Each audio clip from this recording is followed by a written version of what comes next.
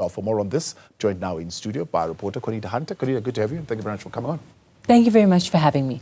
I suppose the ownership of the process is the big question, isn't it? The Legacy Foundation saying, well, it's no longer owned by civil society. It seems to be owned by government, at least at this particular point in time. And the president is saying, well, it's at the National Convention when the ownership will then come to the people. Just clarify what their thinking is and what would have transpired on that meeting on the 7th of August. So the question really is you know, who actually does the hard work and who steers the way the conversation goes. And it's difficult when you're bringing so many different stakeholders, when there has to be discussions around and decisions around money, around budgets, around allocation of service providers, around you know, time constraint, who gets to speak, who doesn't get to speak. And so when you have so many people in a room, it becomes difficult. But the criticism that comes from these foundations is that it seemed to have been government, and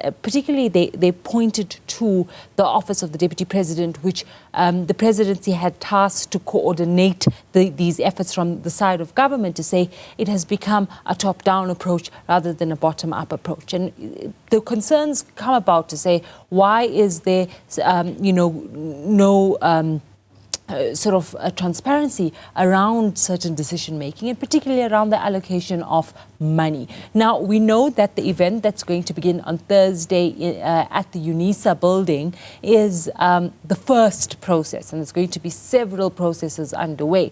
Now, the question of it is, how much has to be agreed to and determined before this convention, or as the presidency said, let's get to the convention, let's trash it out there, and is that even the platform to do so? So, there's two competing issues here. The first is around, you know, the national dialogue itself and government's role in that bit. But the second part of it is the incompetence and inefficiency of government, not only in this process, but in the past, and the need to have further checks and balances in place, with the presidency saying now today that they have shaken up the organisation team and that the concerns by these foundations have been taken into consideration. Let's take a listen to what Vincent Magwenya said. The National Convention must happen so that South Africa's people can take ownership and control of the national dialogue. Invitations have gone out to organizations across the country, and delegates are preparing themselves to attend the convention. It is at the National Convention that the people of South Africa will take over and run with the national dialogue process. The question of money, we heard the president saying, well, the money is there. I mean, we didn't really quite get a sense when he was at that Redwater unveiling that was taking place, where the money is really going to come from. And I think part of the questions that are coming up from the legacy foundations is that question of money and the credibility of how this money is going to be handled. Yeah, there isn't a clear process in terms of how this is allocated, you know, who's actually taking ownership of it. Although the presidency says it's the presidency, who are the individuals? So when there's issues around accountability, when there's issues around logistical failures, when there's issues around the lack of transparency, where does the buck stop? And so when it is so many cooks around the pot, it raises concern. And I think that's what these foundations have been expressing, to say that you know, you cannot you have a process that reimagines a new South Africa without taking lessons from the past and putting in checks and balances in place in that regard. Yeah. And so while, yes, it may be good, yes, there may be, you know, invites sent out, and you know, tons of preparatory work may have been already concluded.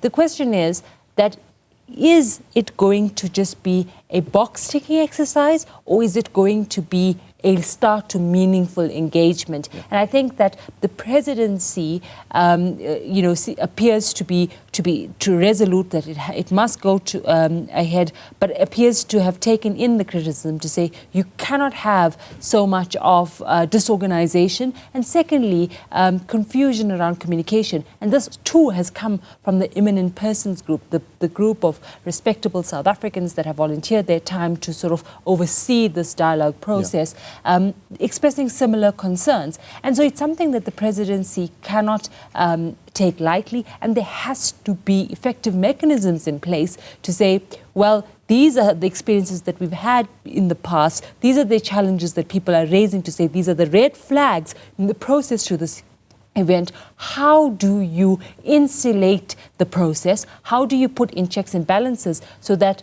it actually does not become, an exercise in futility, and that it kickstarts a very important and pivotal moment for our democracy, which is getting ordinary South Africans to reimagine what the future of this country should be. Do you have a common understanding? I mean, in that short statement, what at least we are picking up is that he says it must go ahead. The people will then take ownership of the process at the convention. But he says, although they are pulling out of the PTT, the Preparatory Task Team, they are still committed to promoting the dialogue. What is the understanding? Because these foundations, the Thabo Mbeki Foundation, the F.W. de Klerk Foundation, since 2016 have been calling for this, saying that South Africa needs to have some sort of common consensus as to where we are going as a country. And so while there has been criticism about whether this is going to just be another expensive talk shop, there has been this advocacy, especially from the former President Thabo Mbeki, that says that without this, where does the country start in terms of reimagining its future? And so this